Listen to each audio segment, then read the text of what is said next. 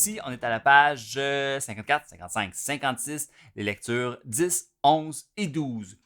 Côté rythmique, il n'y a rien de tant nouveau, c'est des choses qu'on a déjà vues.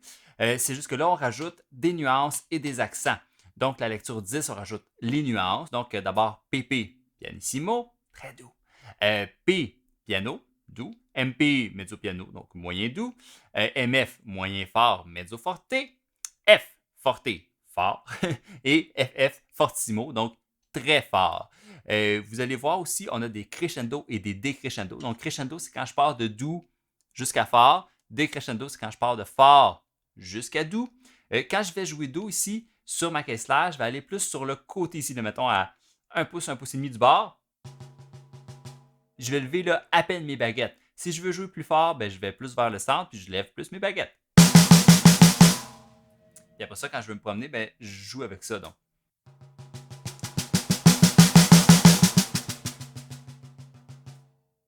Voilà pour ça. Quand on a un crescendo, un décrescendo aussi, il faut faire attention à garder du jus là, pour faire tout le crescendo ou tout le décrescendo. Si par exemple, dans le B, la première ligne, j'ai un décrescendo qui dure 4 mesures. Si après une mesure, je suis déjà rendu presque piano, ben après ça, pendant les trois autres mesures, j'ai plus rien à faire. Donc, ce que je vais faire, c'est que je vais descendre vraiment graduellement pour que ça descende tout le temps pendant 4 mesures. Donc, gardez-vous de l'espace de jeu pour se rendre jusqu'à la fin du décrescendo ou du crescendo. Ensuite, 55, là-dedans, on n'a pas de nuances, mais on a des accents. Donc, quand on a nos accents, on les fait forts. Quand il n'y a pas d'accent, on les fait doux.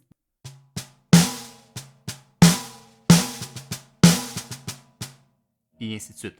J'ai le choix, là, je pourrais alterner du début jusqu'à la fin ou faire, mettons, tout le temps essayer de repartir de la droite, comme on avait déjà vu dans la lecture 4. Mais l'important, en fait, c'est de faire ressortir mes accents. Et ensuite, ben, à la page 12, on a un mélange de tout ça. Donc, on a des nuances, on a des accents. Donc, je ne peux pas dire à chaque fois que j'ai pas d'accent, je le fais doux, puis à chaque fois que j'ai un accent, je le fais fort, parce que des fois, j'ai des accents sur du piano ou du pianissimo.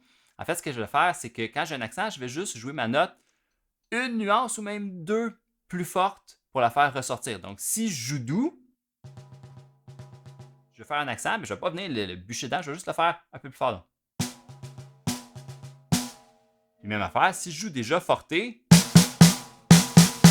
faire un accent, mais mon accent, je vais aller chercher le fortissimo.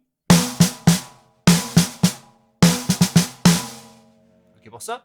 Puis après ça, ben, je mélange tout ça à travers mes beats, à travers mes passes, parce que mes passes, je ne suis pas tout le temps obligé de faire ça full fort. Là.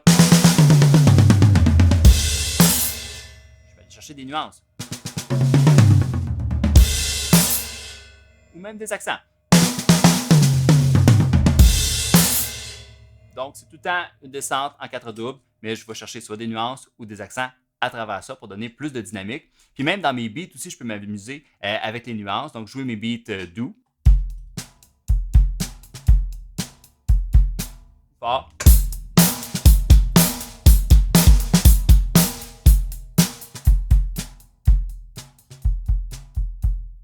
Et voilà, vous allez voir, c'est un excellent exercice pour pratiquer nos nuances, oui, mais pour pratiquer notre contrôle de nos baguettes, parce que jouer doux, c'est pas facile. En fait, jouer fort, souvent, c'est plus facile. Jouer doux, on a de la misère parce qu'il faut bien contrôler chaque rebond et bien contrôler notre vitesse pour être sûr d'être très stable. Donc, pratiquer tout le livre doux, tout le livre fort, tout le livre moyen, tout le livre en montant, en descendant. Ça peut être une mesure forte, une mesure douce, etc. Donc, ça vous donne plein d'idées de ce que vous pouvez faire avec vos nuances et vos accents. À bientôt!